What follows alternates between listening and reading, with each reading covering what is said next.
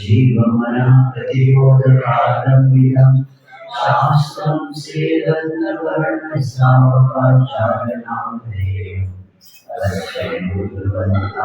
तस्मै सर्वदेवाः तदुर्लभतारसि देवास ईशावास्नामसमासा श्रीमद् आचार्य प्रवर श्री समन्त भगवान वीरो मंगलम भक्तमौमि मंगलम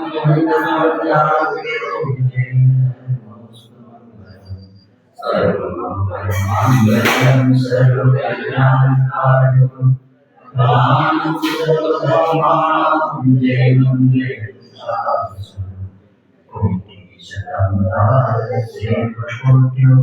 रक्षामि श्रीकानि चैव पंचाशतशोसहस्रसंख्या एतत्सुतं पंचपदं नमामि परमहास्यं भयहरिं समं प्रणमामि भक्तचित्तो सुनामो शिरसा ईशानवन्देश्वरति भावसंकोशान् अङ्गोमङ्गलैः चिरवसुद्धवैत्रीनमकायचैश्वरं पञ्चेमि पूजेमि वन्दामि नमस्यामि ओमको वैराग्यं श्रीगमनं समालिकरणं जीवसम्पत्ति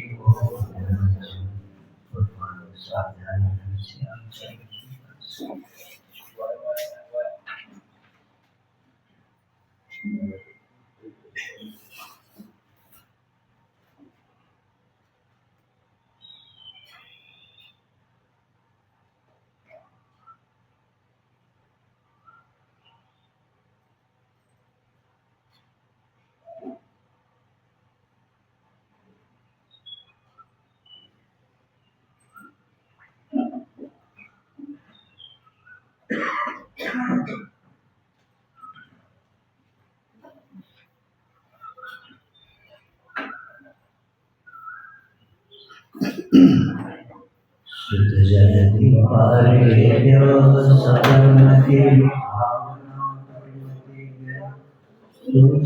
सुचरितपोनिभ्यो शक्तिसमन्वे पंचविहाचारगणसंदर्शे शिरसानुरहकुशले संजमेन हरन्ति संसारसायं घोरं चिरन्ति अर्थभङ्गं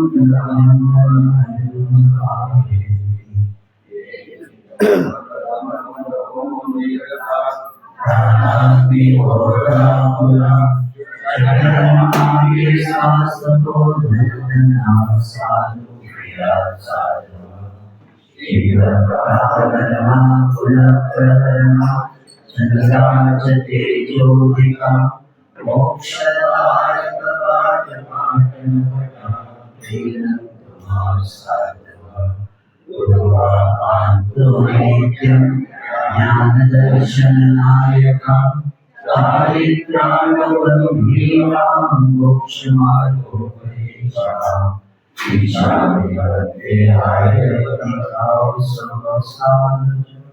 समरणाय समदर्शन संचयाय पंचेहाचरणमहायिर्याय आरादिसुतनामोदेश्याय उपचाराय दिव्यमनपायाय समसां पंचेभि पूजेभि पदावली नमस्कामि दुःखमोहमपो विराम सुदैवमनं समारिवरं धर्मजं नमः श्रीवर्धमानाय निर्धूतकरिणात्मने कालोकानां यद्विद्यादर्पणायते दीक्षयामि समीचीनं धर्मं कर्म निर्वहणं संसारदुःखदं सर्वं यो धरित्युत्तमे सुखे सर्वऋषिज्ञानवृत्तानि धर्मं धर्मेश्वराविदु यदीयप्रत्यमीमानि भवन्ति भवपद्धति सर्वदानं परमात्मनां श्रीमूलापूर्णमष्टाङ्गं सम्यक् दर्शनमस्वयम् आप्येनो चिन्मयदोषेण सर्वज्ञानागमेशिना वैतम्यं योगेन नान्यथा भवेत् शुद्धिपासाजरातन्त्रं लरागदेशमोहाश्रम् प्रकीर्तिके परमेश्वरं ज्योतिं विराहो विमलपति सर्वज्ञानादिमध्यान्त सर्वशास्त्रोपलायते।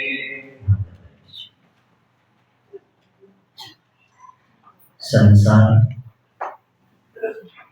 दुखमय है और दुख का कारण अपने अपने कर्म है। इसलिए आचार्य समुद्र महाराज सुख का मूल धर्म है, क्योंकि अनादिकाल से संसारी मिथ्यात्व रूपी विकार की दृष्टि से जो उसकी यात्रा है वह विपरीत मार्ग पर होने के कारण उस जीव को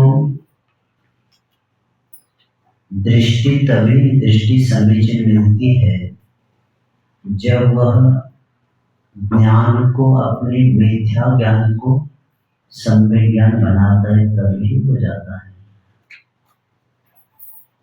इसलिए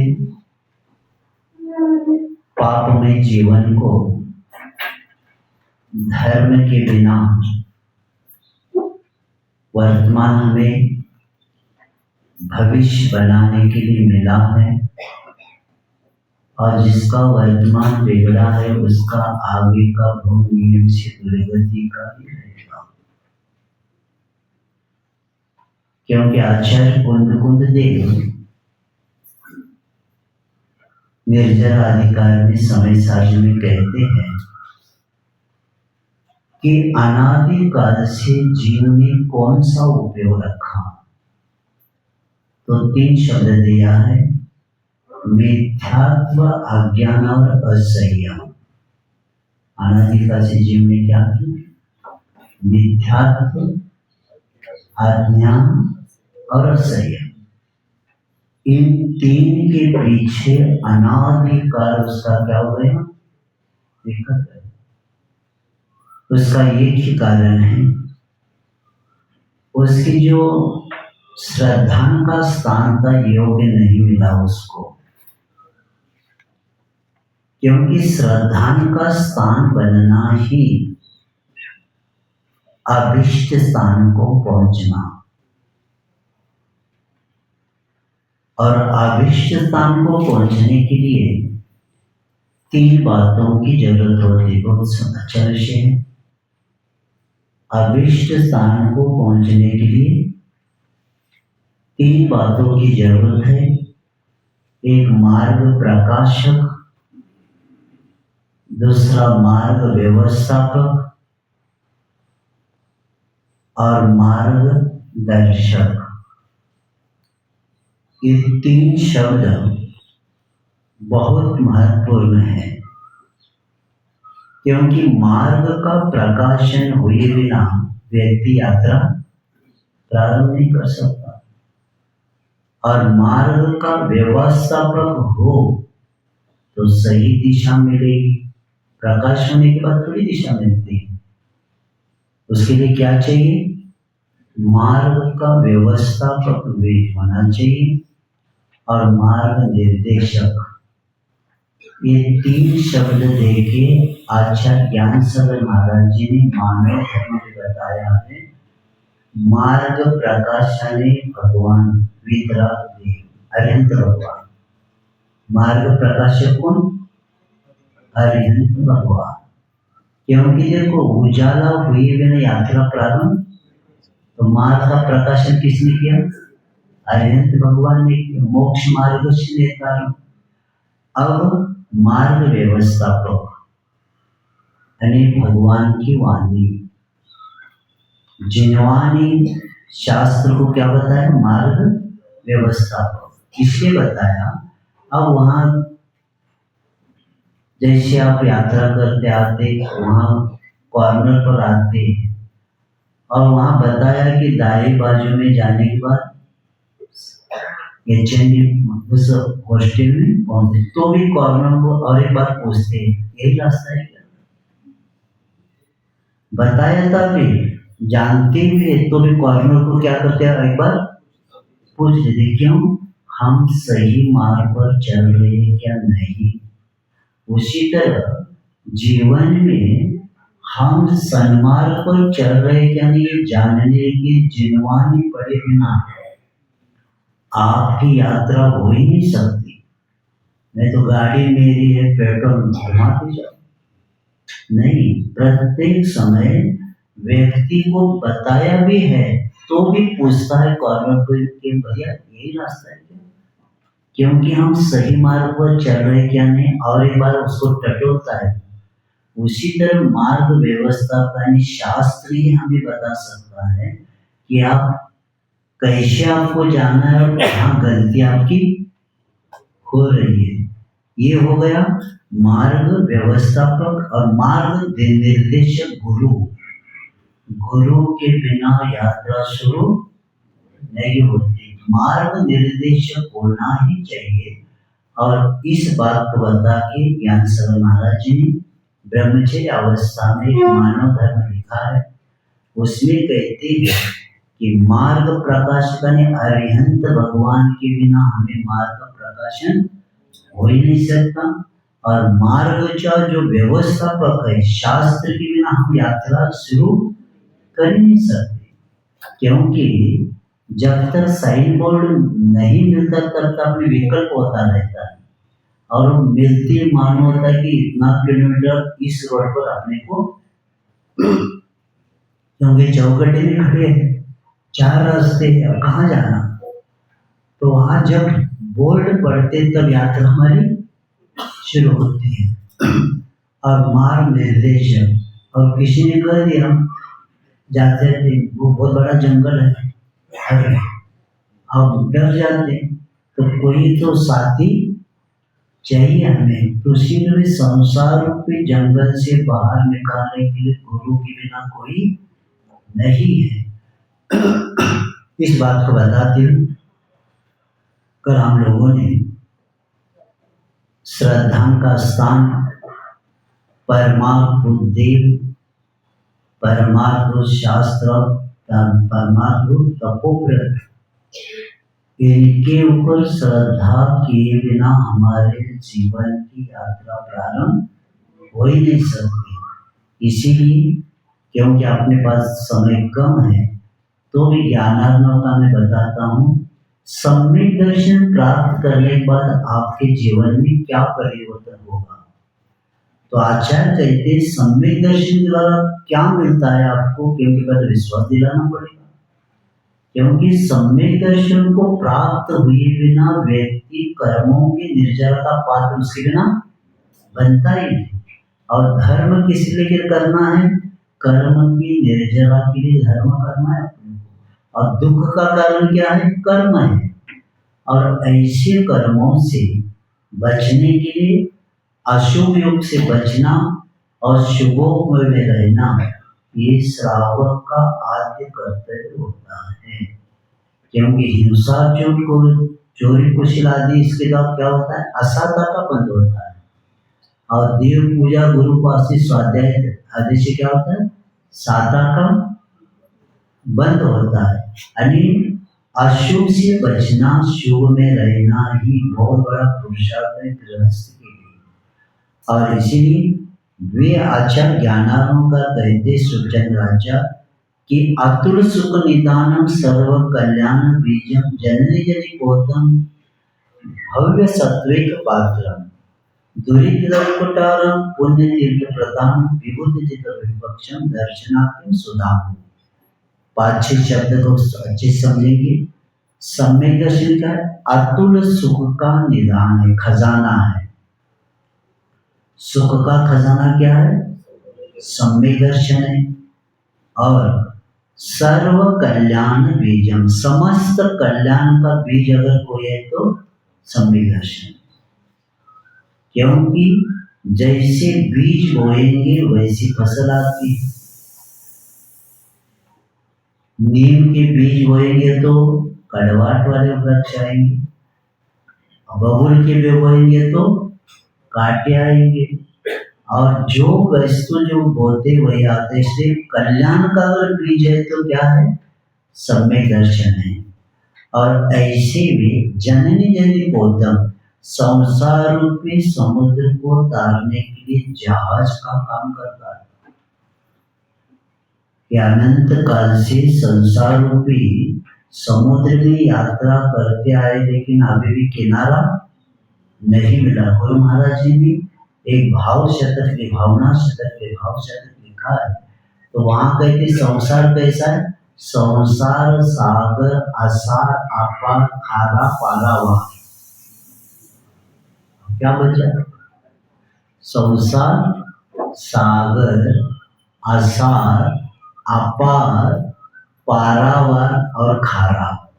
क्या करने को, और इसमें से निकलने के लिए धर्म रूपी नौका के बिना वो बाहर नहीं आ सकता। तो ऐसे संसार रूपी समुद्र तारने के लिए जहाज का काम करता है। और भव्य सत्य, भव्य जीव इसको धारण कर सकता है, अभव्य जीव सम्यक दर्शन को धारण नहीं कर सकता। और ऐसे उस भव्य पात्र, क्योंकि भव्य जीव ही सम्यक दर्शन ज्ञान चारित्र को प्राप्त करके आत्मा का कल्याण कर सकता है, अभव्य तीन काल में नहीं कर सकता। और दुरिततर कुटारम, बहुत अच्छा शब्द दिया है कि वे जो व्यक्ति सम्यक दर्शन को प्राप्त करता है वह नियम से पाप रूपी वृक्षों को काटने के लिए कुटार के कुल्हाड़ी का समान है। अनंत काल से हमारा पाप रूपी वृक्ष खड़ा है ना, उसको तोड़ने के लिए कौन काम करेगा, कुल्हाड़ी का काम करेगा। कौन, सम्यक दर्शन। क्योंकि कब से वृक्ष है हमारा, अनादिकाल से खड़ा है पाप का वृक्ष। और ऐसे पाप रूपी वृक्ष को विषय कषाय हर जन्म में हम क्या करते, उसको डालते रहते, इसलिए वृक्ष कभी सूखता ही नहीं। तो ऐसे पाप रूपी वृक्ष को काटने के लिए कुल्हाड़ी का काम करता है। और पुण्य तीर्थ प्रधान, पुण्य तीर्थों का प्रधान कौन है, सम्यक दर्शन। मिथ्यात्व के साथ कितनी भी यात्रा करो, 108 बार करो, या कितने भी शील का पालन करो, आचार्य सब सम्यक कौमुदी ने बताया है कि जब तक तीर्थ यात्रा पुण्य दान आदि कितना भी दे दो, मिथ्यात्व के साथ दिया हुआ ज्ञान पत्थर के ऊपर रखा हुआ बीज, पत्थर के ऊपर रखा हुआ बीज क्या नहीं होता, उसी तरह मिथ्यात्व के साथ कितनी भी क्रिया करते जाओ निष्फल। इसलिए दिया है क्योंकि सम्यक दर्शन के बिना अपना आत्म कल्याण का पथ प्रशस्त उसके बिना हो ही नहीं सकती। शांति सगर महाराज ने 1955 में कहा था अंतिम उपदेश में सम्यक दर्शन धारण किए बिना आत्मा का कल्याण नहीं होता। तो ऐसे उस पुण्य रूपी तीर्थ है। और आगे बताते विभूत चित्र विपक्षम यानी मिथ्यात्रूपी विपक्षी शत्रु को जो जीतने वाला है, सबसे बड़ा शत्रु है मिथ्यात्व। उसको जीतने वाला कौन है? सम्यक दर्शन है। और आचार्य कहते हैं ऐसे दर्शनार्थ सुधांगो। तो हे भव्य जीवो, अगर आपको कल्याण करके लेना है तो आपको सम्यक दर्शन रूपी अमृत का पान करना चाहिए, ऐसे बता के सावधान किया। और इसलिए उस देव के बारे में सम्यक दर्शन में जो लक्षण बताया सम्यक दर्शन का, उसमें पहले बताया था वो क्या होना चाहिए? देव का निर्णय हुए बिना काम अपना नहीं होता। और ऐसे देव के लक्षण बताते हुए आपतेनो छिन्न दोषेन सर्वज्ञ नागवेशिना, इसको बता के आए हैं कि नियम से उच्छिन्न दोषों से अनेक दोषों से रहित सर्वज्ञ और कैसे होना चाहिए? हितोपदेश आगमेशिना अनेक तीर्थंकर को ही सामने रखकर इसको लिखा है, क्योंकि उनके द्वारा जो हमें परमात्मा ने उनकी निर्दोषता ही हमें बताती है ये प्रामाणिक व्यक्ति है। और प्रामाणिक व्यक्ति के द्वारा ही उनके वचन भी प्रामाणिक होते हैं, ये बता के। और इसीलिए ऐसे आप्त शब्द देके आचार्य कहते ऐसे वीतरागी भगवान को क्या में करने, क्योंकि देव शब्द बहुत जगह आता है। रागी के लिए भी देव आता है और सरागी के लिए भी देव आता है। और पीतल कहने से सब पीतल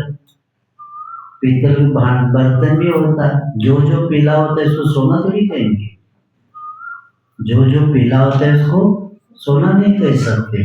बर्तन भी पीला होता है और सोना भी पीला होता है। तो ये बात बता के गुणों के साथ ही भगवान का क्या होता है? निर्णय होता है। और कल बता कर आए क्षुद पिपासा जरातंक। देखो सच्चे देव का निर्णय ही वह केंद्र बिंदु है। सच्चे देव का निर्णय वह केंद्र बिंदु है जिसके चारों ओर वीतरागी श्रमण संस्कृति का धर्म रथ प्रवर्तित होता रहता है। नियम है देव का निर्णय हो गया, सच्चे देव का निर्णय हुए बिना हमारे धर्म प्रारंभ नहीं हो सकता। क्योंकि आप्त का निर्धारण महत्वपूर्ण है, क्योंकि जिनागम में 18 दोषों से रहित देवी कहे हैं। पंथ कौन सा भी हो, या 13 पंथ हो या 20 पंथ, कौन सा भी पंथ हो, पहला देव कैसे होना चाहिए? 18 दोषों से होना चाहिए।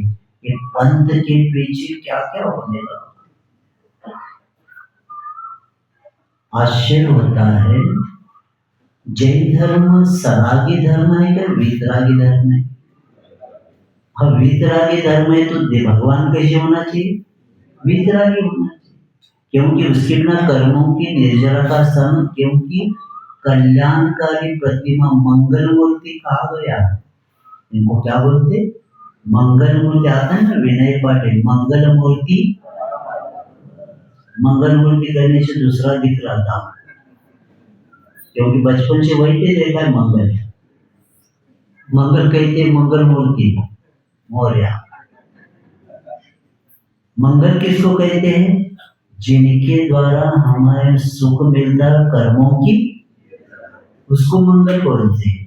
तो मंगल ऐसे उस और पूज्य शब्द आता है, क्योंकि वामन अपने ने पूज्य संस्कृत कोश में पूज्य की व्याख्या बताया। पू का अर्थ होता है कि उसको पवित्र और शुद्ध करना बहुत अच्छा है। पूज्य शब्द का अर्थ समझेंगे तो देव का निर्णय हो जाएगा। पू का अर्थ क्या है? यानी पवित्र शुद्ध करना। और पूज आधा जय ना, तो पूजा ने पूजा अर्चा करना। और पूज्य जलय यानी सम्मान के योग, आदर के अधिकारी। पूज्य पूज्य जल का ये है ना, पूज्य। पहला पू का अर्थ क्या हो गया? यानी पवित्र शुद्ध करना। और पूजा ने पूजा अर्चा। और पूज्य यानी जो सम्मान के योग्य है और आदर के अधिकारी, उसको क्या बोलते हैं? पूज्य। इसका मतलब है जिनकी हम पूजा करेंगे तो हम नियम से, हमारे आत्मा में क्या होना चाहिए? पवित्र शुद्ध होना चाहिए। अब कोई किसकी पूजा करने के बाद होगा? पहले जो सामने वाले हैं वो अगर निर्दोष पवित्र नहीं है और किसी के सामने भी आरती चढ़ाते जाएंगे, देवी को भी और कपड़े वालों को भी करते जाएंगे, तो हम शुद्ध बनेंगे क्या? जब वो खुद ही अशुद्ध है तो बल्कि हम की पूजा करने का कर्मों की निर्जरा होगी क्या? छोटी सी बात है, क्या कहा जाए। जैन समाज में दल बदल वाले ज्यादा है। दल बदल, सोमवार को एक देव, मंगलवार को एक देव, शनिवार को एक देव, गुरुवार को एक देव, न घर का न घाट का। इसलिए देव का निर्णय करो, जिन शासन का डंका बजेगा। क्योंकि हर व्यक्ति उच्च कुल में जन्म नहीं ले सकता। कई भवों के, आचार्य विद्यासागर कहते, कई भवों के पुण्य को बेचने के बाद हमें निर्दोष देव मिले हैं। कैसे देव मिले? निर्दोष देव मिले हैं। तो ऐसे उस पूज्य की पूजा करने वाला पूजक भी पूज्य बनता है। जैन दर्शन का नियम है।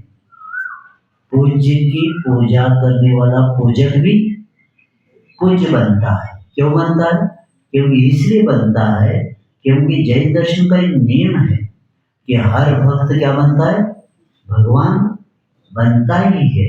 और जो भक्त होता है, जिस परमात्मा की आराधना करता है, उन्हीं के द्वारा बताए मार्ग पर ही वो चलता ही नियम से। इसलिए उसके बिना श्रद्धा थोड़ी होती है। और ऐसी श्रद्धा करके, इसीलिए देव का स्वरूप जानने के लिए पहला अपने को ये निर्णय करते समय गुण क्या है, उनके पास गुण कितने हैं, निर्णय करना है ना। 3-4 बात याद रखना कि देव का स्वरूप जानने के लिए गुण, कर्म, गुणस्थान और ज्ञान। गुण क्या? अनंत गुण है उनके पास। अब कर्म कितने हैं उनके पास? 4 कर्म है। 4 का नाश हुआ यानी, और उसके द्वारा गुणस्थान कितना रहेगा? नियम है कि 12वें गुणस्थान तक मुनिराज ही रहते हैं। 13वें गुणस्थान में क्या बनते हैं? केवली बनते हैं। तो जैन दर्शन में 11वें गुणस्थान, 12वें गुणस्थान तक पूज्यता रत्नत्रय के साथ है। लेकिन वही जीव जब 13वें गुणस्थान में जाते तो क्या बनते? केवली बनते हैं। तो अरिहंत पद को प्राप्त करते हैं। तब जाकर 13वें गुणस्थान में ही पूज्यता उस परमात्मा की होती। परम आत्मा, परमाने श्रेष्ठ आत्मा, जिन्होंने समोशरण और जिन्होंने अनंत चतुर्दशी को प्राप्त किया, उसको क्या बोलते? परमात्मा बोलते। और ऐसे वे उस कर्म और गुणस्थान और ज्ञान कितना होना चाहिए उनके पास? 5 होना चाहिए। मति ज्ञान, शुद्ध ज्ञान, अवधि ज्ञान, मन पर ज्ञान, केवल ज्ञान। आणि केवल ज्ञान, अब उनके पास ओनली वन प्योर ज्ञान। कौन सा ज्ञान? एक केवल ज्ञान ही रहेगा। और केवल ज्ञान किनको होता है? जो 13वें गुणस्थान को प्राप्त कर दे। तो ये इसका ज्ञान करके लेंगे तो मैं विश्वास दिलाता हूँ कि आपका देव का निर्णय हो जाएगा। और देव का निर्णय होना ही जैनत्व को प्राप्त करना और कर्म निर्जरा के भी पात्र उसके बिना नहीं बन पाते। और कल अंत में बता कर आए थे, परमेष्टि परम ज्योति, परमेष्टि परम ज्योति विरागो विमल प्रति सर्वो के नादि मध्यांत सार्वो शास्त्रो फलाते। इसको बता के आचार्य कहते इसी नाम से हम उनको क्या कर सकते? पुकारते हैं। वैसे 1008 नाम जैन दर्शन में भगवान के हैं। और इसी के कारण ऐसे परमात्मा अब 4थे श्लोक का श्रद्धान परमात्मा माप्तागम आणि आगम। अब शास्त्र की व्याख्या पहला यहाँ स्वरूप कहकर उसके विषयभूत आगम का स्वरूप कहने के लिए श्लोक कहते हैं 8 नंबर का। अनात्मार्थम विना रागे शास्ता शास्ति सतो हितम धनन शिल्पी करण स्पर्शान रजः किमपेक्षते।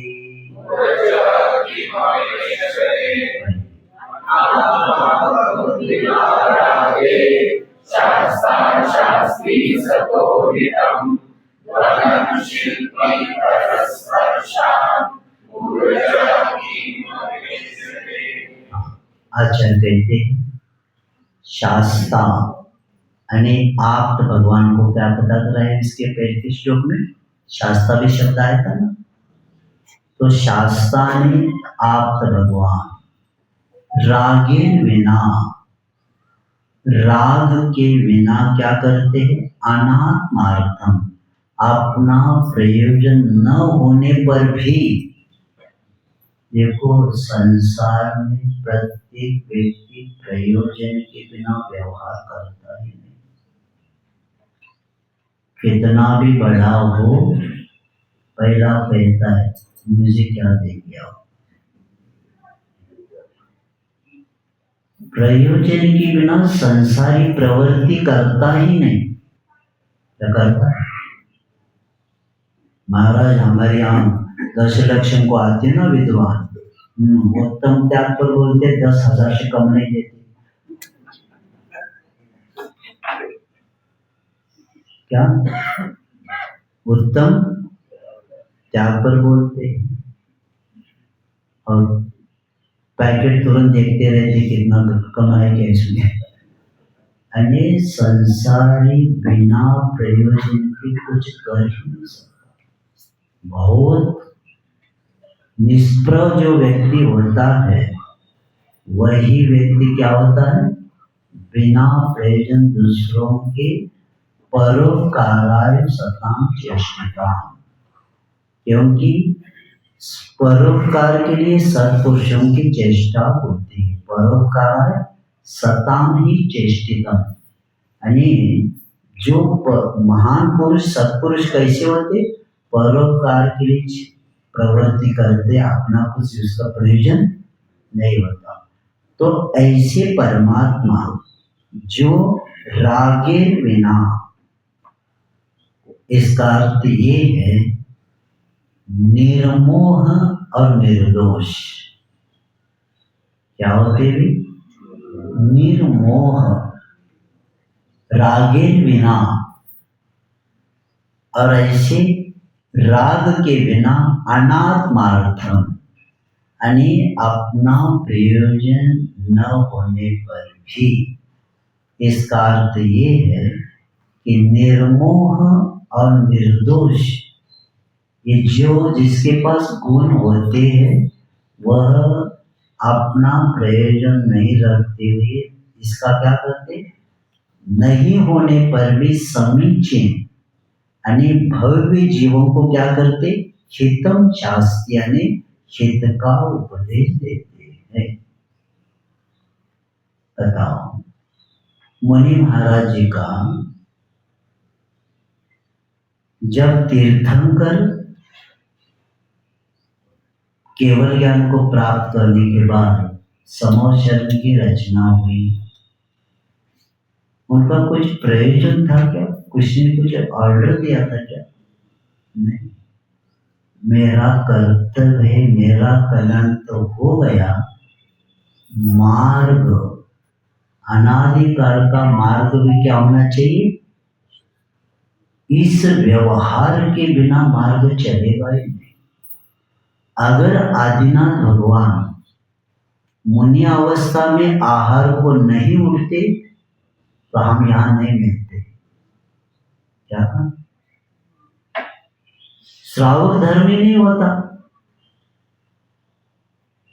अगर ऋषभदेव मुनि अवस्था में आहार को उनकी जरूरत थी क्या? उनको वज्रान सहना नहीं, उनको क्या जरूरत ही नहीं था उनको, और वो तुरंत मोक्ष को प्राप्त भी ध्यान करके जा सकते थे। लेकिन उन्होंने इसलिए उनके आहार को, क्योंकि मेरा तो कल्याण हो जाएगा, लेकिन मेरे बाद में 23 तीर्थंकर कहां से आएंगे? कहां से आएंगे? ऊपर से। श्रावक में से तो आएंगे ऊपर, वो श्रमण कम कौन बनते हैं? कहां से आते? श्रावक में से तो श्रमण बनेंगे। इसीलिए मैंने अक्षय तृतीया को सूक्ष्म बताया था, आज का दिन जय दर्शन इतना महत्वपूर्ण है। अक्षय तृतीया अगर आहार को नहीं उठते और अगर नवदा भक्ति का ज्ञान नहीं होता तो आगे के 23 तीर्थंकर श्रावक धर्म ही नहीं होता। इसीलिए याद रखेंगे, मुनि नहीं होते तुम्हारे घर में रखो तुम्हारा शास्त्र। अब मुनि नहीं होते तो किसका शास्त्र पढ़ रहे तुम? इनका पढ़ रहे। आचार्य कौन का पढ़ते हैं? आचार्य कौन से काल में होकर गए? पंचम काल में। और वो आप कहते पंचम काल में मुनि नहीं होते। इतना बड़ा एक व्यक्ति आया उधर से इधर और समान हमारे सब गड़बड़ करके चला गया। कौन भोगेगा? और मुनि के द्वारा ही प्रतिमा प्रतिष्ठित पूजनी होती, श्रावक के पंडित के द्वारा की प्रतिमा प्रतिष्ठित नहीं हो सकती।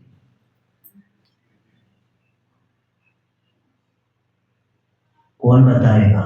और आचार्य विद्यासागर कहते बहुमत से सिद्धांत परिवर्तन तुम कितना भी करते जाओ, तुम भोगते जाओ।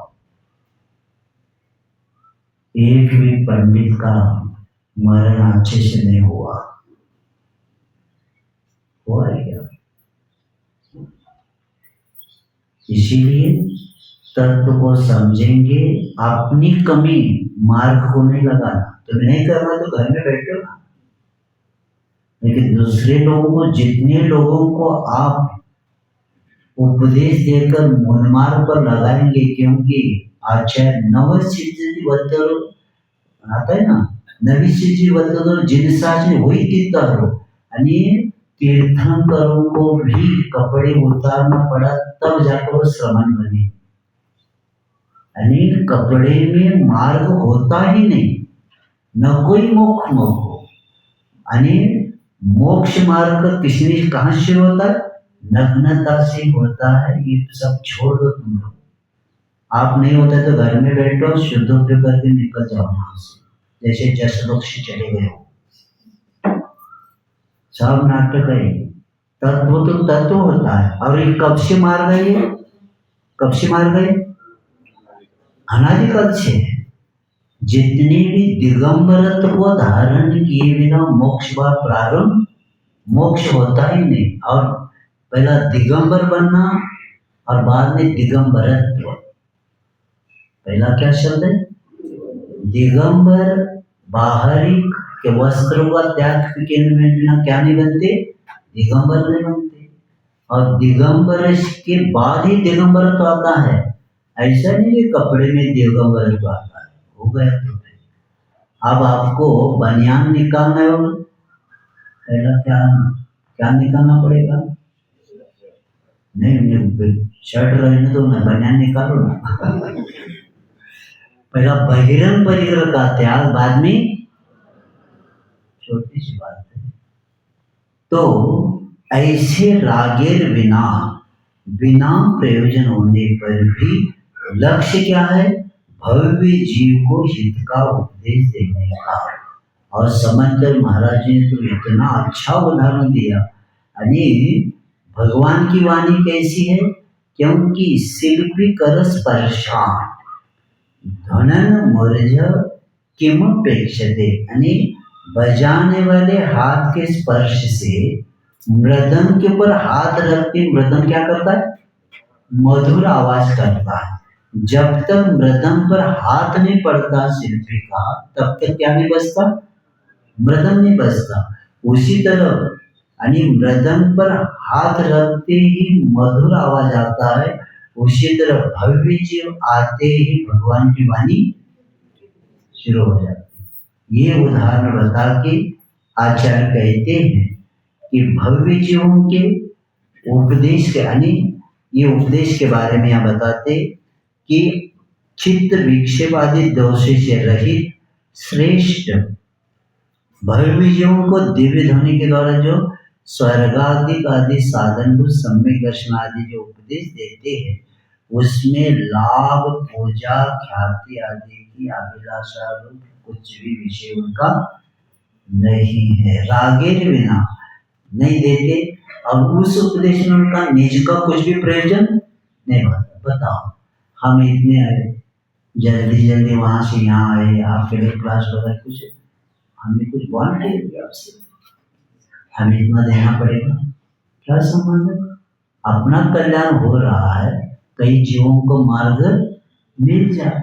आचार्य महाराज यही कहते हैं कि देखो, लोग इतने अच्छे होते हैं लेकिन मार्गदर्शन नहीं मिलता, और इतने जल्दी हमें सब क्रिया करके यहाँ आने की हमें क्या जरूरत है? बताओ।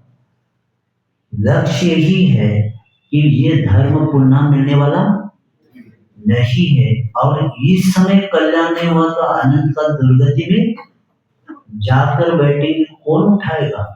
तो इसीलिए निज का कुछ प्रयोजन नहीं रहता, मात्र परोपकार के लिए उनकी उपदेश में प्रवृत्ति होती है। और इसी के कारण राग तथा निज के प्रयोजन का आप जो उपदेश देते हैं, इसका दृष्टांत देते समय आचार्य कहते हैं कि शिल्पी के हाथ के स्पर्श से बजने वाले मनुष्य के हाथ की चोट से शब्द करता हुआ मृदंग क्या कुछ चाहता है? क्या मृदंग को चाहता है? नहीं। तो तात्पर्य यही है, जिस प्रकार मृदंग परोपकार के लिए ही नाना प्रकार के शब्द करता है, उसी प्रकार आप भी परोपकार के लिए शास्त्र की रचना करते हैं, दिव्य ध्वनि के द्वारा उपदेश देते हैं। ये उदाहरण बता के आचार्य कहते हैं, कभी भी धर्म का प्रचार करते समय धन का अपेक्षा नहीं रखना, क्योंकि धर्म का प्रचार करते समय अगर धन की अपेक्षा रखता है तो धर्म का मूल्यांकन कर रहा है। इतने हजार में दे दो, इसका क्या कर मूल्य हो गया। और धर्म क्या है? अमूल्य है, और अमूल्य चीज को मूल्य करना ये भी बहुत बड़ा दोष है। और इस बात को बताते, क्योंकि फल की इच्छा नहीं रखते हुए मार्ग की प्रभावना करना चाहिए। फल की इच्छा नहीं करना, क्योंकि रागी को उपदेश देकर क्या मिलेगा? लेकिन प्रशंसा की इच्छा अगर रखता है तो ठीक नहीं माना जाता। कई लोगों को उस उपदेश के द्वारा दिशा मिल जाती है, जैसे बुझते हुए दीपक के लिए वो क्या करता है? तेल का काम करता है। बुझते हुए दीपक जो दुर्गति की ओर पूरा जा रहा है, उपदेश के द्वारा क्या हो जाएगा, बुझता हुआ दीपक भी तेल डालते क्या हो जाता है, प्रज्वलित हो जाता है उसकी ज्योति। तो उसी तरह धर्मोपदेश का लक्ष्य यही रहना चाहिए कि धर्म की, इसलिए धर्म के पहले भी उत्तम क्षमा आदि धर्म आता है ना, तो उत्तम शब्द क्यों कहा, उत्तम क्षमा उत्तम मार्ग इसलिए कहा। उत्तम का अर्थ है पूजा प्रशंसा ख्याति, पूजा के लिए आपको धर्म भी नहीं करना न प्रवचन करना, अपना कर्तव्य समझ के प्रति को क्या करना चाहिए, काम करना चाहिए। और ऐसे उस वैराग संवेग वाला होता है, परोपकार के लिए होता है। और यही चर्चा निरीता के साथ वस्तु स्थिति का जब परोक्रम करते हैं तो प्रभावना बहुत हो सकती है। निरीता के साथ और कैसा होना चाहिए प्रवचन, वस्तु स्थिति का प्ररूपण करना वाला होता है। परिस्थिति का संबंध नहीं, धर्म से वस्तु स्थिति से संबंध है और तब प्रभावना होती है। और प्रतिफल की वांछा नहीं करना चाहिए तब जाकर, नहीं तो प्रतिफल की वांछा रखना ही धर्म का मूल्य कम हो जाना नियम है। इसलिए प्रतिफल की इच्छा नहीं, आपको मिलने वाले मांगते क्यों, इतने समय देखो आप अभी 6 बजे से लेकर 7:15 7:30 तक बैठते, अपना उपयोग कितना शुभोपयोग हो रहा है। क्योंकि देखो कर्म का बंध कभी सदा होता रहता है और आयु का भी बंध का समय कभी भी हो सकता है। समझ लीजिए यहाँ सो रहे उसी वक्त आयु का बंध होगा तो नियम से कहाँ जाएंगे, देवगति जाएंगे, दुर्गति जा नहीं सकता। और यही घर में बैठे सोते थे और आयु का बंध का समय तो क्या हो जाएगा, दुर्गति चला जाएगा। यानी आचार्य से बार बताते जागृत रहो, जो शब्द आया है ना इसलिए आया है, आयु का बंध कभी भी हो सकता है और इसलिए जागृत रहो। क्योंकि गड़बड़ जब परिणाम हो जाते उसी समय आयु का बंद हुआ तो क्या करेंगे, दुर्गति जाकर बैठना पड़ेगा। इसलिए जागृत शब्द के साथ आचार्य से बता रहे थे, आयु का बंद का समय हमें अगर मालूम होगा ना तो तुरंत सब ध्यान को बैठेंगे। हाँ अभी आयु का बंद होने वाला, बैठो सब और अच्छे से बंद करके लेंगे। लेकिन हमें पता ही नहीं आयु का बंद कब होगा।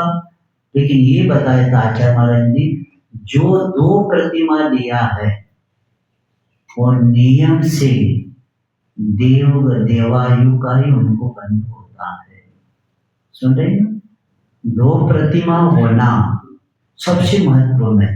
क्योंकि व्रती बनना ही पंचम गुण स्थान को प्राप्त करना, इसका मतलब क्या है, नियम से देवगति जाता है। क्योंकि जो अन्य गति का बंध किया है वो प्रतिमा ले नहीं सकता, ये भी याद रखना। आचार्य महाराज जी ने मड़िया जी में जब नंदीश्वर का पंच कल्याण चला था, आचार्य महाराज ने एक शब्द बोले थे, भैया आपका व्रत लेने के भाव हो रहे क्या, नहीं हो तो थोड़ी साधना करो, भाव बनाओ।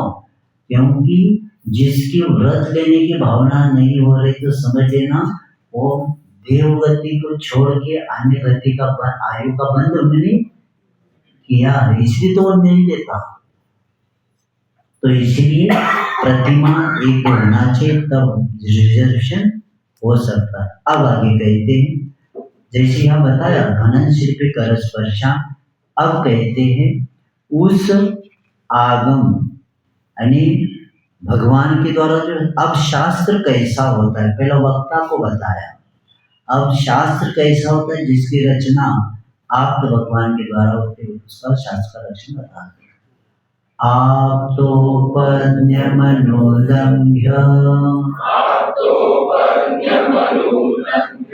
मधिष्ठेष्ट विरोधकम्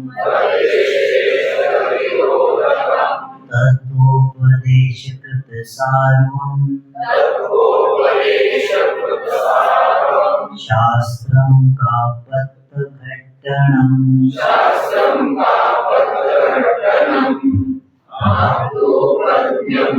आगम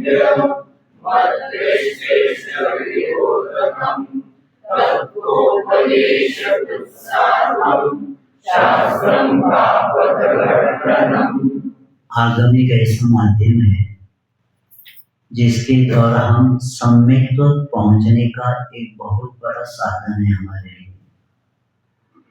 और आगम केवली के बौद्धिक दर्पण का एक प्रतिबिंब है जिसका अनुगमन हम श्रद्धा भक्ति द्वारा कर सकते हैं। और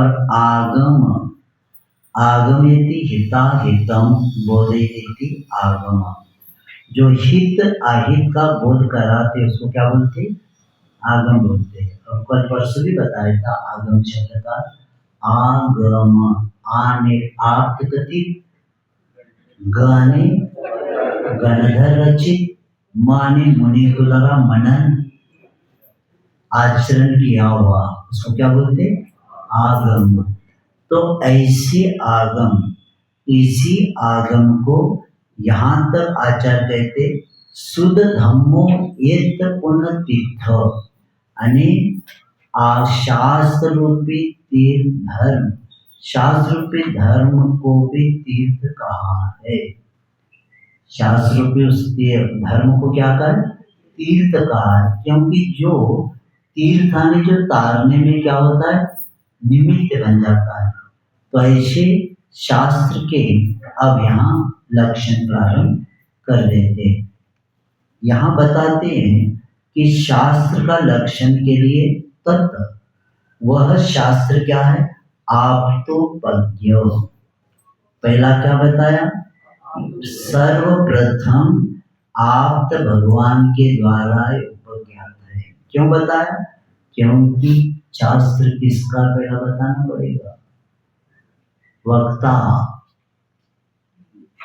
वक्ता ब्राह्मण निर्दोष है तो वचन भी निर्दोष है। तो आप अभी पहला बता कर रहे आप का लक्षण 18 दोषों से रहित है।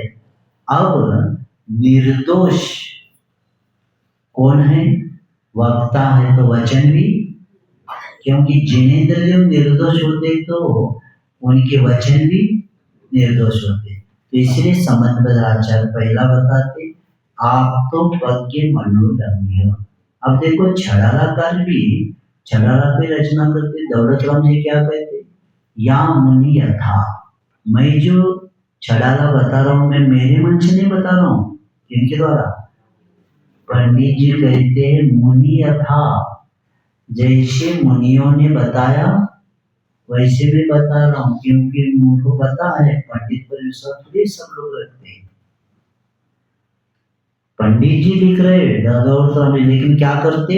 मैं नहीं बता रहा हूँ, मैं जो मुनि पूर्वाचार्यों ने जो बताया वही मैं बताऊंगा मेरे मन से।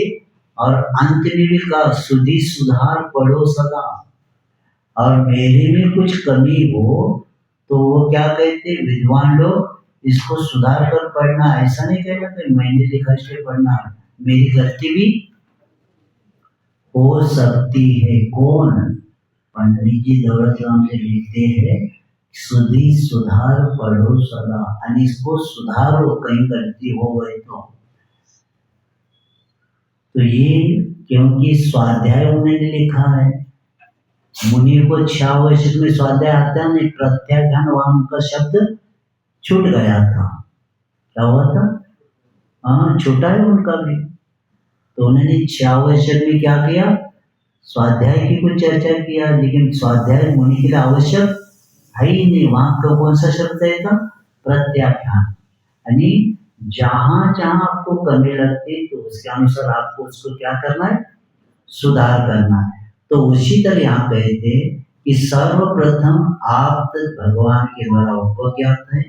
और दूसरा क्या बताया? अनुलंघ्यम, इंद्रादि देवों के द्वारा अनुलंघन यानी ग्रहण करने योग्य है। कोई भी उल्लंघन नहीं कर सकता, सबको ग्रहण करना ही पड़ेगा, क्योंकि उसका खंडन अदृष्टेश विरोधक, प्रत्यक्ष और अनुमान के द्वारा भी विरोध से रहित है।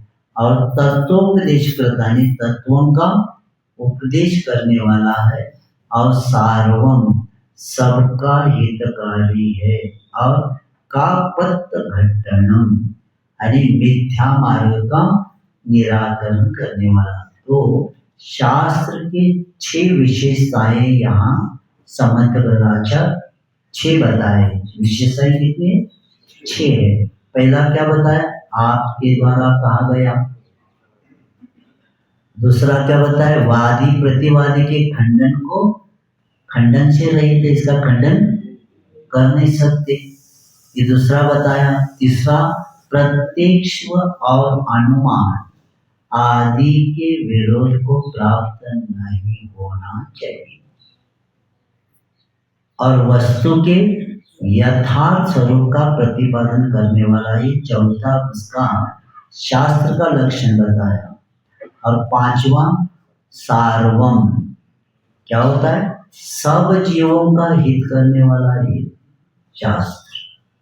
कौन सी गति का भी जीव हो, सब जीवों का क्या करने वाला है? सार्वम यानी हित करने वाला, कल्याण करने वाला है।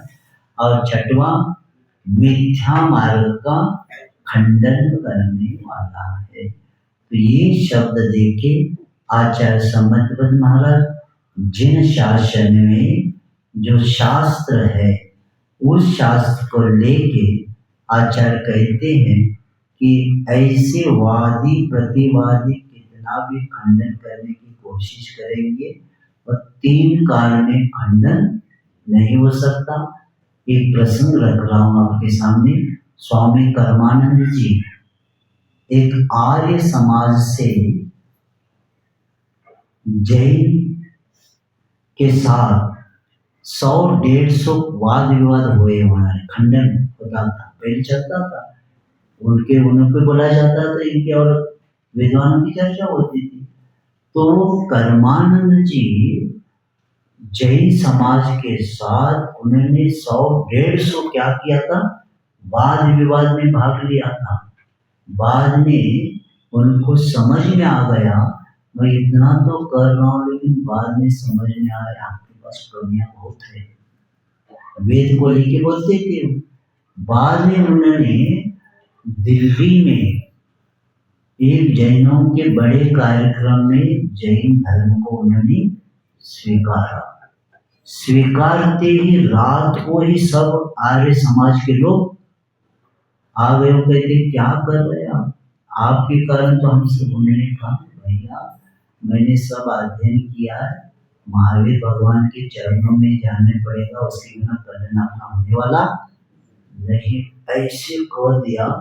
और बाद में कितना मनाए, लेकिन बाद में जाकर वो क्षुल्लक जी बने हैं। ईश्वर मीमांसा लिखी है और पूरा जिन शासन की प्रभावना बहुत किया है उन्होंने। स्वामी कर्मानंद जी, उसका नाम निजानंद जी कुछ क्षुल्लक अवस्था में रखा था, क्योंकि इतने बड़े बड़े विद्वानों को क्या करना पड़ा? लौटना पड़ा, क्योंकि तत्व का पूर्णता नहीं है वहां, तत्व की पूर्णता नहीं है। क्योंकि आत्मा को, जैसे बर्नार्ड शॉ जी ने कहा था, हिंदुस्तान टाइम्स के संपादक देवदास गांधी जी को, जब बर्नार्ड शॉ भारत में आए थे और यहाँ का अध्ययन करके शिल्प, यहाँ का खान पान, यहाँ का रहनेवान, यहाँ का धर्म सब अध्ययन करके लौटे थे, तब उन्होंने देवदास गांधी जो हिंदुस्तान टाइम्स से क्या थे, गांधी जी के सुपुत्र संपादक थे, तो उन्होंने पूछा था वहां जाके, आप भारत में आए सब चर्चा में, तो पूछा सबसे धर्म अच्छा कौन सा लगा? तो मैं जैन धर्म का। तो तुरंत पूछा इतने धर्म होते, यही अच्छा क्यों लगा? उन्होंने एक ही शब्द सेंटेंस बोला, आत्मा का पूर्ण विकास कराने वाला संसार में एक ही धर्म है, वो जैन। कितना भी पतित आत्मा हो उसको भी क्या बना सकता है? पावन बना सकता है। ये बर्नार्ड शॉ ने जब बताया तब इसलिए मैंने विषय रखा, क्योंकि ज्ञान की अनेक पूर्णता है यहाँ, आधे में नहीं। आधा रास्ता किया और आगे का पूछा, जैसे अभिमन्यु को अंदर प्रवेश का ज्ञान था, बाहर आने का नहीं मिला। तो उसी तरह यहाँ नहीं, यहाँ पूरा यहाँ यात्रा शुरू होते ही मार्ग के साथ मंजिल तक पहुंचा देता है, क्योंकि मंजिल की चर्चा अन्य दर्शन में भी है लेकिन उनके पास मार्ग नहीं, और मार्ग के बिना मंजिल नहीं मिलता। तो हमें आचार्य महाराज जी ने बताया था कि देखो मार्ग ज्ञान हो जाए तब मंजिल की ओर यात्रा हो सकती है। तो उसी तरह अब देखो मूलाचार की मूल प्रति जापान में है, अब पालने वाले कहाँ हैं? भारत में। तो वहां उसको जेरोस्टर से कुछ लाया और बाद में मूलाचार यहाँ छप गया, यानी मूलाचार की मूल प्रत विदेश में है लेकिन पालने वाले कहाँ है? भारत में। क्योंकि धर्म उच्चारण का नहीं होता, आचरण का होता है, और ये जिनवाने के बिना हमें प्राप्त नहीं होता। तो ऐसे वादी प्रतिवादी के खंडन से रहित प्रत्यक्ष और अनुमान आदि से विरोध को प्राप्त न हो, क्योंकि वादी प्रतिवादी का हमने बताया, क्योंकि वहां खंडन हम वस्तु स्थिति का कर सकते हैं, और प्रत्यक्ष और अनुमान आदि के विरोध को प्राप्त न हो। जैसे प्रत्यक्ष और अनुमान ज्ञान सागर महाराज ने देखा, छोटा सा उदाहरण दिया है कि एक मित्र को लेटर आ गया कि तुम्हारी पत्नी विधवा हो गई। सो रही क्या है लेटर? तुम्हारी पत्नी विधवा हो गई। वो रोने लगा, हाँ रोने लगा। तो पड़ोस वाले ने पूछा क्या हुआ? क्या लेटर आया? हमारी पत्नी। अरे भैया तुम हो। प्रत्यक्ष और अनुमान इसको बोलते हैं। इसको क्या बोलते हैं? जब प्रत्यक्ष आप आए, अनुमान तो लगाओ, आप है तो आपकी पत्नी थोड़ी विधवा बनेगी, तो इसको बोलते प्रत्यक्ष और अनुमान। इन दोनों के विरोध को प्राप्त न हो और ये वस्तु के यथार्थ स्वरूप का प्रतिपादन हो। वस्तु स्थिति सत्य के साथ ही होती है, परिस्थिति काल के अनुसार परिवर्तन भी हो सकता है, और सब जीवों का क्या होना चाहिए? हित करने वाला होना चाहिए। क्योंकि भगवान की वाणी जो है कैसी हो गई कि सार्वार्थ मांग दिया। भगवान की वाणी कैसी है? प्रत्येक जीव उसका पात्र बन। क्योंकि वैसे कहा जाता है कि चतुर्मुख तीर्थंकर देव श्रीमुख निश्चित होने पर भी वस्तुतः वह सर्वानुमुखी होता है। ऐसा नहीं कि जैसे हम वोट ये उठा रहे और बोल रहे, उनको सर्वांग से क्या होता है? वो सर्वांगमुखी होता है, और निरक्षरी होने पर भी वह अनक्षर नहीं है बल्कि अक्षरात्मक है। और उनकी भाषा कौन सी होती है? आर्धमागधी। भगवान की दिव्य ध्वनि के कौन से बोलते? आर्धमागधी होने पर भी लोगों के जो 18 भाषा, 700 लघु भाषा, मुख्य भाषा कितनी? 18 भाषाओं और 700 लघु भाषाओं में वह आसानी से समझी जाती है, और इसी के कारण मूक, बधिर, अभाषी और तीव्र पशु भी उसको समझ सकते हैं। क्योंकि दिव्य धन में स्वाभाविक गुण ऐसा है कि एक ही भाव निरूपण करने पर पात्रों की भूमिका के अनुसार भाषाओं में क्या होता है? वो अपने आप में समझ सकते हैं। इसलिए जिनसे महाराज ने एक उदाहरण बताया कि पानी ऊपर से गिर रहा है, बारिश, अब बूंद नीचे गिरते ही बहता है आगे, तो नीम के वृक्ष को मिलने के बाद क्या बनता है? कड़वाट होता है। आगे अंगूर के वृक्ष मिलता है तो मीठा होता है। जैसे पात्र मिलता है वैसे उसका परिवर्तन होता है। उसी तरह कान के आने तक वही रहता है, कान में प्रवेश करते समय उन्हीं की भाषा में परिवर्तन होता है, और ऐसे परिवर्तित होकर प्रत्येक जीव को अपने अपने भूमिका के अनुसार ही उसमें समझकर वांछित उनके प्रयोजन सिद्ध हो जाता है। एक भी समोशर में ऐसा जीव नहीं होता जिसको विषय समझ में नहीं आता, क्योंकि हर व्यक्ति उसका पात्र बन जाता है। और ऐसे उस सर्व भाषा को करते हुए जिनसे महाराज ने इस उदाहरण के द्वारा समझाया कि सर्व भाषा में होने के कारण हर व्यक्ति कल्याण का पात्र बनता है, और मिथ्या मार्ग का क्या करता है, वो खंडन नियम से करता है। कैसे भी हो, हर इसका मिथ्या मार्ग का आता है ना, भवि भागन वच जोग वशाय, तुम ध्वनि सुनी सब विभ्रम नसाय।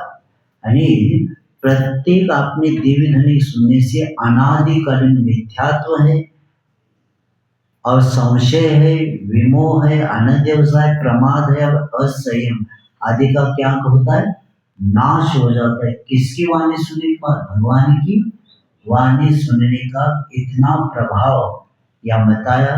और ऐसी जिनवाणी का लक्षण बताते हुए आचार्य कहते हैं कि आचार्य श्री कह रहे थे, देखो अपने सामने भगवान नहीं, लेकिन भगवान की वाणी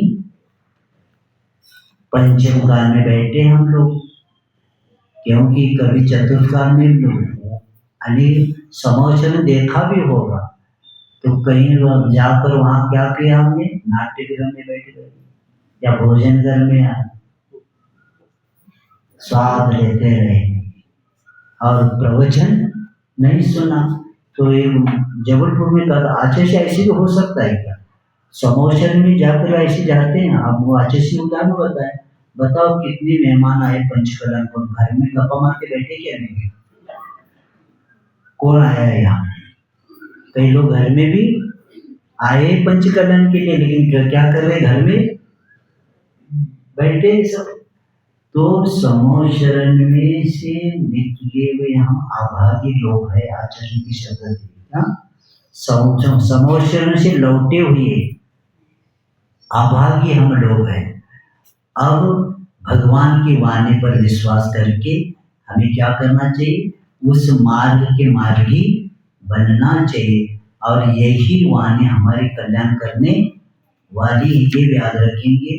और कई लोग नहीं, इसको नहीं समझते, क्योंकि आचार्य मूलाचार्य में कहते हैं कि भगवान की वाणी के द्वारा जो सम्यक ज्ञान हमें प्राप्त हुआ, किसके कारण, तो जिससे तत्व का बोध होता है, मन विषयों से बचता है और आत्मा की शुद्धि होती है। इसी को जिन शासन में सम्यक ज्ञान कहा है।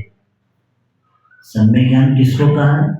जिन शासन में, जिसके द्वारा तत्व का बोध हो, मन विषयों से बचे और नियम से आत्मा की शुद्धि हो। इसलिए आगम शास्त्र भी बोलते हैं हम। शास्त्र कितना है? शास्त्र, शास आने दो शब्द बन गए, शास और त्र, यानी दो धातु से बने। शास आने उपदेश देना और त्र ने रक्षा करना। जो उपदेश हम सुनते हैं उसकी क्या करना, रक्षा करना। रक्षा करना कर रखना है क्या, यानी उसका पालन अनुसरण करना, जीवन में उतारना। इसको क्या बोलते, शास्त्र। यानी हमें अनुशासन सिखाता है। और एक नियम है, जो व्यक्ति अनुशासित होता है वह आत्मानुशासन कर ही लेता है। जिनवाणी सुनने के बाद हम क्या होते हैं, अनुशासित हो जाते हैं। अनुशासित होना या आत्मानुशासन होना, क्योंकि आत्मा की, हमारी आत्मा की रक्षा करें। जो आत्मा की रक्षा में निमित्त बने उसको क्या बोलते, शास्त्र बोलते। इसके द्वारा क्या होता है, आत्मा की रक्षा होती है कि नहीं होती। और ऐसे शास्त्र, लेकिन क्या करें, कई लोगों के हाथ में शास्त्र आती है, क्या आती है, कौन आती है, बहुत होशियार है वो आचार्य से पूछ रही, पैसे गिनते समय नहीं आते शास्त्र। कई लोग कहते हैं महाराज कौन सा कर्म का, क्या शास्त्र सुनने को आते ही यहाँ अच्छी नींद आती है, क्योंकि आपका प्रवचन घर में गोली खाकर भी नींद नहीं आती, लेकिन यहाँ एक बार बहुत अच्छा लगता है आपको प्रवचन में। और मंगलाचरण के समय सुना था और जिनवानी के समय उठे ही तो ये क्यों? तो उसके लिए दोहा बताता हूँ।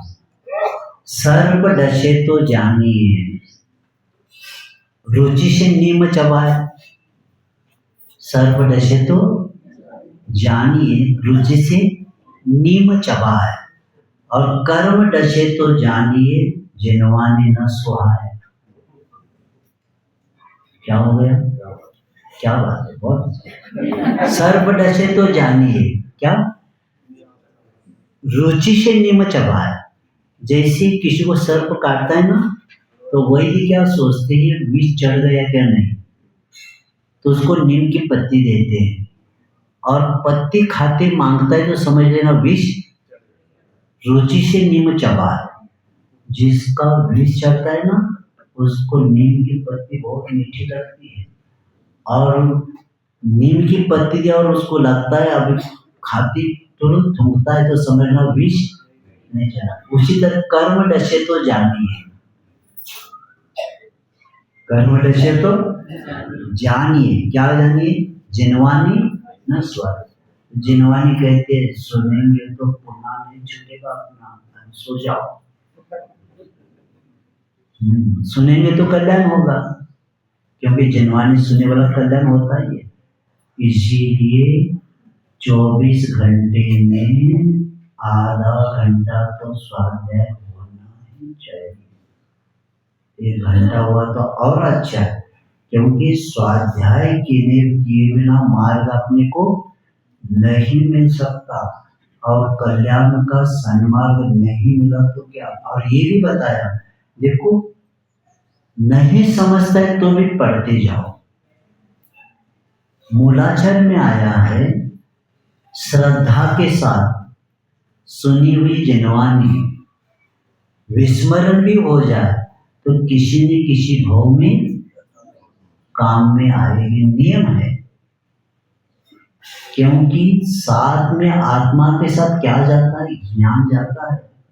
इसलिए 10 सम्यक में आता है ना, आत्मानुशासन में बीज सम्यक आता है। यानी कभी उन्होंने सुना था, निमित्त मिलते वो क्या हो गया, सब स्मरण में आ जाता है, आता है। क्योंकि आचार्य महाराज स्वामी कृष्ण महाराज ने बताया था कि एक 10वीं क्लास का लड़का भारत में कॉलेज के बच्चे इंजीनियरों का क्लास लेने लगा, क्योंकि वो उसके पास बुद्धि उधर की थी। पहला सब पढ़ा था, और जैसे तुरंत वो रेडियो लगाते समय स्टेशन लगता है ना, तो लगने लगा। 10वीं क्लास का लड़का बड़े बड़े आगे की क्लास वालों को पढ़ाने लगा, क्योंकि इतनी बुद्धि थी। वो व्याति स्मरण हो जाता है, और उसके कारण भी बहुत सारे ये यहाँ तक आचार्य श्री बीना महाराज ने कहा था कि आज सुने हुआ प्रवचन या पढ़ी हुई जिनवानी केवल ज्ञान का निमित्त भी बन सकता है। इसलिए प्रमाद नहीं करेंगे, जिनवानी हर रोज पढ़ेंगे, और यही आगे जाकर हमारे विकास के लिए काम में आता है। और प्रमाद करेंगे तो अनंत काल से और आगे जाना पड़ेगा। तो इसलिए स्वाध्याय करना ही पड़ेगा, और स्वाध्याय नहीं करेंगे, क्योंकि आचार्य स्वामी कार्तिक अनुप्रेक्षा में बताया स्वाध्याय का फल क्या है। बहुत अच्छा विषय। तो वे बताते स्वाध्याय से ज्ञान की वृद्धि होती है, स्वाध्याय से ज्ञान की वृद्धि होती है, शुभ परिणाम भी होते हैं। कई लोग कहते हैं हमारे परिणाम अच्छे होते नहीं, कभी अच्छा पढ़ा ही नहीं है, अब कहाँ से होगा। सब बुरा बुरा देखो, बुरा बोलो, बुरा सोचो, सब बुरा होता है कि नहीं। अच्छी कभी चीज पढ़ी नहीं, भगवान की वाणी कभी पढ़ी नहीं, जिनवानी नहीं पढ़ी, जनवानी पढ़ी। पेपर संपादक से लेकर अंतिम प्रेस का नाम, और बीच में खोखा बेचना है वो भी पढ़ा। ये जागा बिकने आए हैं, पान पट्टी से खोकर बिकने आए हैं, वो भी पढ़ता है, लेना नहीं तो भी पढ़ता है। क्योंकि इस भोजन का समय तो होना चाहिए। सब आधा एक घंटा किसमें दिया? पेपर में दिया, लेकिन जिनवानी को नहीं दिया। तो शुभ परिणाम होते और संसार से वैराग्य होता है। आचार्य कितनी अच्छी शब्द लिखी देखो, यानी स्वाध्याय से ज्ञान की वृद्धि होती है, उससे शुभ परिणाम होते हैं, संसार से वैराग्य होता है और धर्म की स्थिति बनती है। यानी धर्म में व्यक्ति क्या होता है? स्थिर रहता है। स्वाध्याय के बिना धर्म में स्थिर हो ही नहीं सकते। और अतिचारों की शुद्धि होती है। अपने पास जो अतिचार हो गए उसमें क्या हो जाती है? शुद्धि होती है और संशय का विनाश होता है और मिथ्यावादियों का भय नहीं होता। मिथ्यावादियों का भय भी नहीं होता, क्योंकि ऐसे ज्ञान उसके पास है तो उसको किसी डरने की विषय ही नहीं होता। तो ऐसे उस शास्त्र का लक्षण बता के, क्योंकि शास्त्र की प्रामाणिकता उस वक्ता की होती, इसलिए आप का वर्ग करते हुए सर्वप्रथम वितरा भगवान के द्वारा बताया और प्राणी मात्र के हित के लिए इन्होंने ये जिनवानी अपने को मिली, क्योंकि आपका समय हुआ। तो ऐसी जिनवानी का देखो, शरीर को एक दिन भोजन नहीं दे तो क्या होता है, और आत्मा का भोजन कौन सा है? ज्ञान, ज्ञानामृत पयोधर्म। यानी शरीर को तो भोजन दे दिया, लेकिन आत्मा को भूखा ही है, कभी कुछ दिया ही नहीं अच्छा। इसीलिए ज्ञान को अमृत बताया आचार्य ने। इसीलिए ज्ञानामृत का पान करेंगे तो अमर बन सकते, इसलिए प्रमाद नहीं करते हुए प्रत्येक को क्या करना चाहिए? स्वाध्याय। अब कल गुरु का लक्षण, बहुत अच्छा विषय, और उसके बाद 8 अंगों का वर्णन शुरू हो जाएगा। अनात्मार्थं विरारागे शास्ता शास्त्री सतोलितं धनं शिल्पे करस्पर्शान् मुरजाति अपेक्षते आत्मपद्ममनुगम्य वज्रेष्ठविरोधकं तत्त्वोपदेशपुरुषार्थं शास्त्रं कापटरत्नम्। अब गुरु का लक्षण कर बताएं, बहुत अच्छा विषय। जिनमान जावानी के ज्ञान से सूर्य लोकारो सोवानी मस्तकं सदा देखो।